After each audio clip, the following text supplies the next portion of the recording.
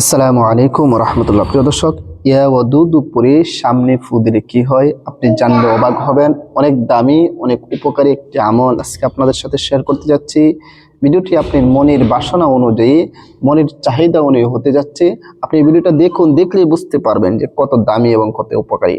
হ্যাঁ প্রিয় দর্শক, বিস্তারিতভাবে আমি ভিডিওর মাঝে আলোচনা করব।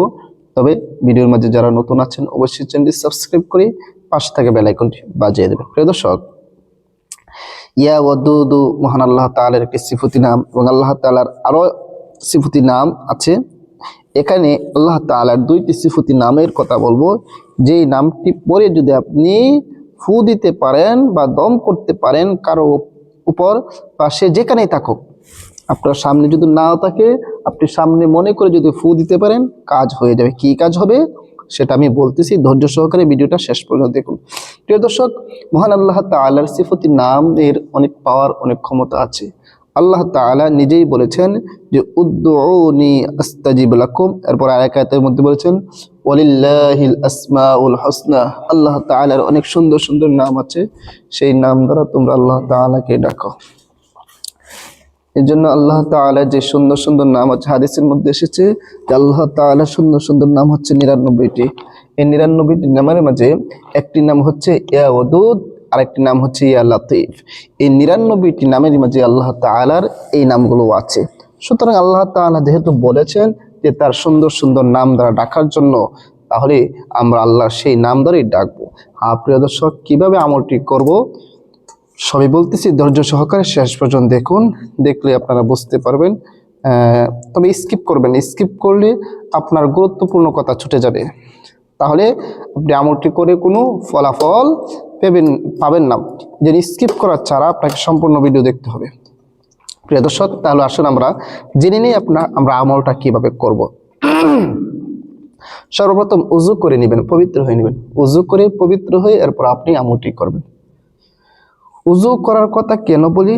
যে পবিত্রতা মহান আল্লাহ তাআলার সিফত। আল্লাহ তাআলা নিজে পবিত্র, আর পবিত্র থেকে পছন্দ করি কোনো বান্দা যখন পবিত্র হয়ে কোনো কাজ করে, সেই কাজের পাওয়ার, সেই কাজের কার্যকারিতা, সেই কাজের গ্রহণযোগ্যতা অনেক বেড়ে যায়। এই জন্য পবিত্র হয়ে উযু করে এরপর আপনি আমলটি করবেন। প্রিয় দর্শক, মনে করেন আপনি উযু করে নিলেন, পবিত্র হয়ে নিলেন, এরপরে আপনি সর্বপ্রথম ইস্তিগফার পাঠ করবেন। যে কোনো ইস্তিগফার পারেন। ইস্তিগফার কতবার পাঠ করবেন? আপনি দরুদ শরীফ পাঠ করবেন, যে কোনো দরুদ পারেন আপনি ২১ বার পাঠ করবেন। যেহেতু ২১ বার পাঠ করবেন, তাহলে আপনি ছোট দরুদ শরীফ পাঠ করে নিন। সাল্লাল্লাহু আলাইহি ওয়াসাল্লাম, সাল্লাল্লাহু আলাইহি ওয়াসাল্লাম, সাল্লাল্লাহু আলাইহি ওয়াসাল্লাম, এই দরুদ শরীফ পাঠ করে নিতে পারেন ২১ বার, অথবা যে কোনো দরুদ শরীফ। এরপরে ৭৫ বার ইস্তিগফার পাঠ করবেন। কতবার? ৭৫ বার। ৭৫ বার আপনি যে কোনো ইস্তিগফার, আস্তাগফিরুল্লাহ, আস্তাগফিরুল্লাহ, এটাও পড়তে পারেন। আস্তাগফিরুল্লাহ রাব্বি মিন কুল্লি যামবি ওয়া আতুবু ইলাইহি, এতটুকু পড়তে পারেন। অথবা ফুল ইস্তিগফার, আস্তাগফিরুল্লাহ রাব্বি মিন কুল্লি যামবি ওয়া আতুবু ইলাইহি, লা হাওলা ওয়ালা কুওয়াতা ইল্লা বিল্লাহি আলিয়্যিল আযীম। এরকম ভাবে আপনি ২১ বার দরুদ শরীফ এবং ৭৫ বার ইস্তিগফার পড়া যখন শেষ হয়ে যাবে, শেষ হয়ে যাওয়ার পরে আপনি আউযু বিল্লাহ, বিসমিল্লাহ সহ কি বলেছি? আউযু বিল্লাহি মিনাশ শাইতানির রাজীম, বিসমিল্লাহির রহমানির রহিম, ইয়া লাতীফু, ইয়া লাতীফু, ইয়া লাতীফু, ইয়া লাতীফু, ইয়া লাতীফু, ইয়া লাতীফু, ইয়া লাতীফু, ইয়া লাতীফু, ইয়া লাতীফু, এবং এটা পড়বেন ৫০৬ বার। আবার ইয়া ওয়াদুদু পড়বেন ৫০৬ বার। আপনি একসাথে এভাবে পড়তে পারেন, আউযু বিল্লাহি মিনাশ শাইতানির রাজীম, বিসমিল্লাহির রহমানির রহিম, ইয়া লাতীফু ইয়া ওয়াদুদ, ইয়া লাতীফু ইয়া ওয়াদুদ, ইয়া লাতীফু ইয়া ওয়াদুদ, ইয়া লাতীফু ইয়া ওয়াদুদ, ইয়া লাতীফু ইয়া ওয়াদুদ। আপনি দুটো একসাথে পড়লে আপনি কতবার পড়বেন? ৫০৬ বার। আর যদি আলাদা আলাদা পড়েন, ইয়া লাতীফু, ইয়া লাতীফু, ইয়া লাতীফু, তাহলে এটা ৫০৬ বার পড়বেন। আবার ইয়া ওয়াদুদু, ইয়া ওয়াদুদু ৫০৬ বার পড়বেন। ঠিক আছে, তাহলে আপনি যদি আলাদা আলাদা পড়েন তাহলে 506 বার করে পড়বেন, আর যদি একসাথে পড়েন তাহলে শুধু 506 বার। আলাদা আলাদা 506 বার, আর একসাথে পড়লে শুধু 506 বার।